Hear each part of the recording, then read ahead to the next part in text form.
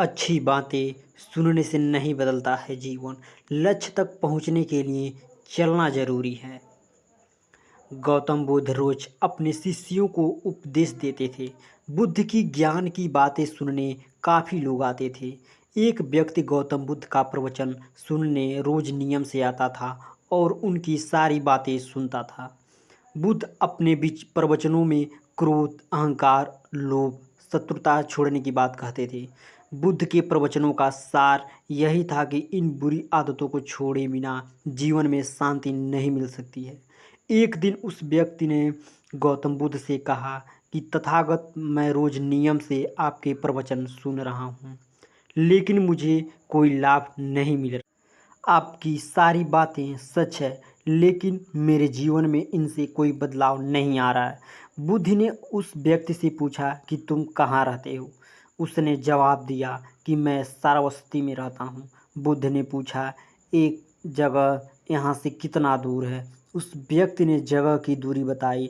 इसके बाद बुद्ध ने फिर पूछा कि तुम वहाँ कैसे जाते हो।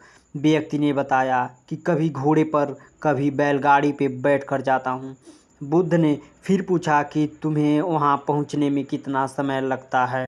व्यक्ति ने पहुँचने का समय भी बता दिया। इसके बाद बुद्ध ने अंतिम प्रश्न पूछा कि क्या तुम यहाँ बैठे बैठे ही श्रावस्ती पहुँच सकते हो। इस प्रश्न के जवाब में व्यक्ति ने कहा कि गुरुजी, ये कैसे संभव है, इसके लिए तो चलना पड़ेगा, तभी मैं वहाँ पहुँच सकता हूँ। बुद्ध बोले कि हम चलकर ही हमारे लक्ष्य तक पहुँच सकते हैं। ठीक इसी तरह जब तक हम अच्छी बातों का पालन नहीं करेंगे, उन पर चलेंगे नहीं, तब तक हम पर प्रवचनों का कोई असर नहीं होगा।